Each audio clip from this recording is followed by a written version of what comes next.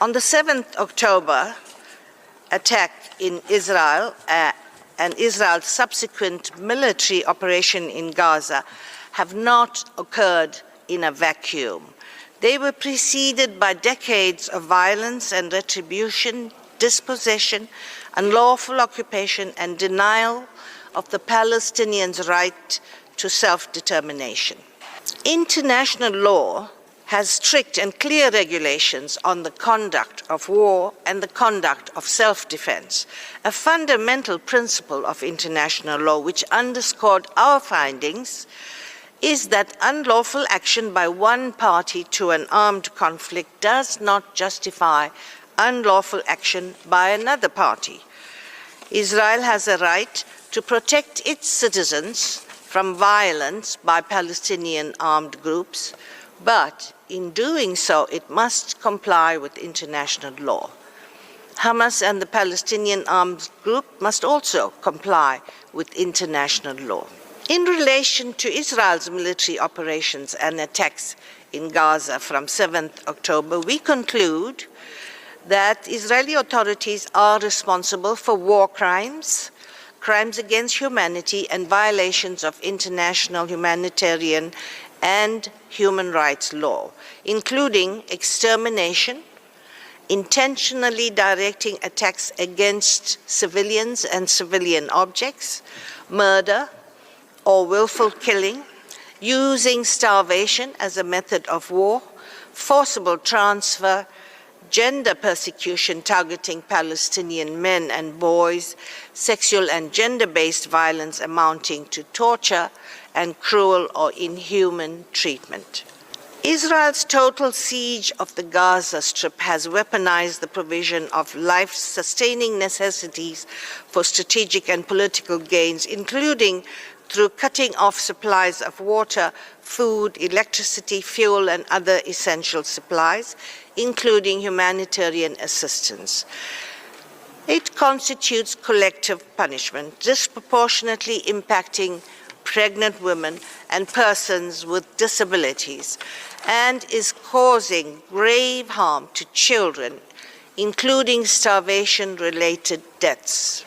We found that the immense numbers of civilian casualties in Gaza and widespread destruction of civilian objects and infrastructure were the inevitable result of an intentional strategy to cause maximum damage, disregarding the legal obligations of distinction, proportionality, and adequate precautions. Israel also forcibly transferred almost the entire population into small enclosures that are unsafe and uninhabitable. The deliberate use of heavy weapons with large destructive capacity in densely populated areas constitutes an intentional and direct attack on the civilian population. Although Israeli officials have repeatedly stated that their operations in Gaza are intended to destroy Hamas and to release hostages, yet neither of these aims has been largely achieved at the expense of thousands of lives.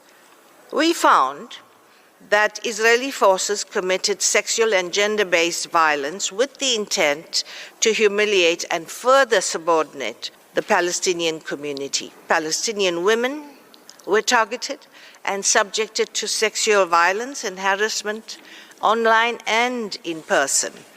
Men and boys experienced specific persecutory acts, including sexual and gender-based violence amounting to torture and inhuman and cruel treatment. The Commission concluded that specific forms of sexual and gender-based violence constitute part of Israeli security forces' operating procedures. The situation in the Gaza Strip has overshadowed that in the West Bank, where Palestinian fatalities recorded since 7th October have exceeded any other recorded period.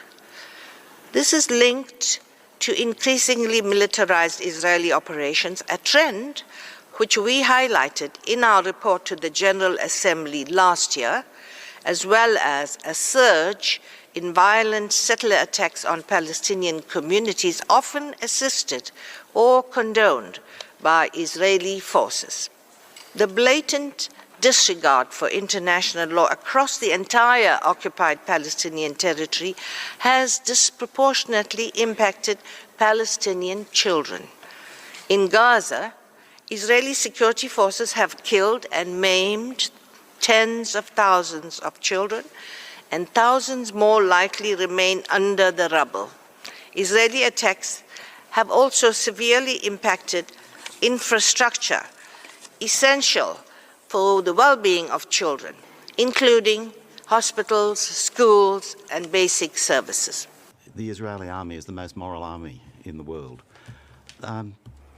This is something that is said repeatedly by the current Prime Minister of Israel, Netanyahu. On one recent occasion, he walked it back a bit and he said one of the most moral armies in the world. Now, I don't have the expertise and I don't have the authority to make assessments of morality. Netanyahu may, but I don't. So, I don't know whether it's one of the most moral armies in the world or not. But what I do have expertise in and what I do have authority to do is make assessments of criminal conduct. And we've done that in relation to the recent events, and you can see that in the report. And the only conclusion you can draw is that the Israeli army is one of the most criminal armies in the world.